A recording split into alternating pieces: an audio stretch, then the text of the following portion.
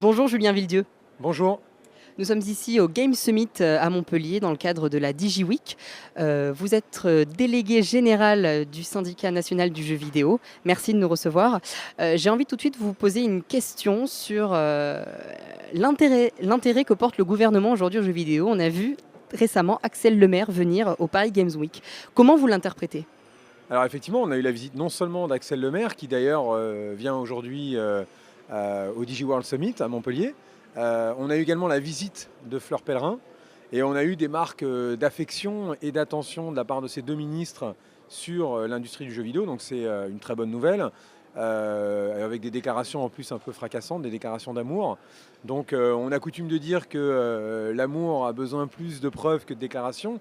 Donc on est évidemment très satisfait de l'attention que portent les responsables politiques sur l'industrie du jeu vidéo, mais on attend plus, on attend surtout des actes, on attend surtout du concret, parce qu'aujourd'hui la situation du secteur du jeu vidéo est en France compliquée. Un secteur qui est en croissance, mais des entreprises qui sont sur des marchés sur lesquels il faut faire sa place, il faut trouver des relais de croissance, des relais d'investissement. Donc il y a beaucoup de choses à faire, on a beaucoup de projets en cours, un projet de fonds d'avance participative, un projet de réforme du crédit d'impôt jeux vidéo. Donc tout ça doit avancer très vite. Donc on espère que le temps politique va s'accélérer dans les prochaines semaines pour qu'on puisse avoir de bonnes nouvelles pour nos entreprises en France. Est-ce que dans le cadre de la French Tech, le jeu vidéo est concerné par les enveloppes, on va dire, pour dynamiser en fait les startups autour du jeu vidéo ? Alors pour l'instant, la French Tech, il y a effectivement eu beaucoup d'annonces. Donc là encore, nos attentes sont plutôt des actes concrets. Donc effectivement, ce dont a besoin la filière pour se développer, c'est évidemment un rayonnement international, mais on l'a à travers les productions qui sont commercialisées partout dans le monde. Donc si la French Tech peut contribuer à aider au financement de projets, par exemple d'accélérateurs, comme il y en existe un projet sur Montpellier, le Beacon, ou d'autres projets dans d'autres villes françaises qui ont été labellisées récemment, eh bien on en sera satisfait. Il y a effectivement un certain nombre de projets jeux vidéo qui ont figuré parmi les réponses produites par ces villes labellisées.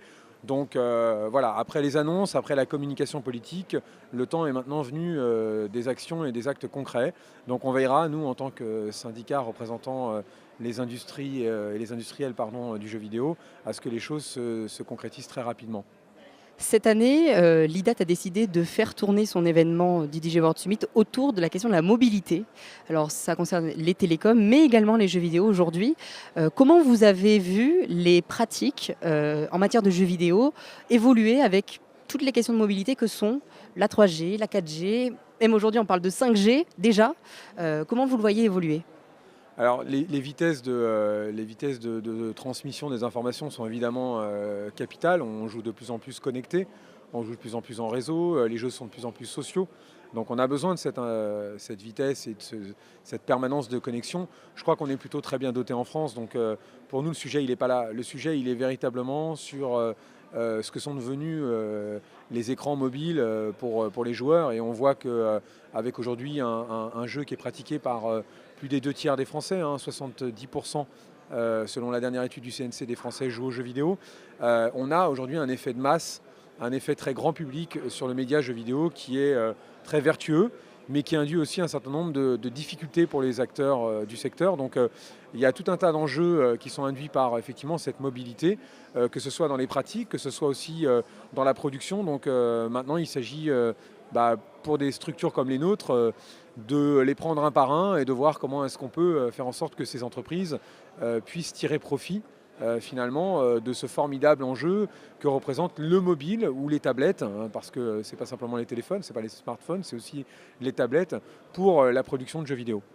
Je pense aux objets connectés, aux lunettes connectées qui sont en train d'arriver sur le jeu vidéo aussi. Exactement, les objets connectés, c'est la phase suivante, après l'appropriation extraordinaire que le jeu vidéo a fait du téléphone mobile et des tablettes. Il faut voir que c'est 49% du temps consacré à l'utilisation de ces outils qui est consacré aux jeux vidéo.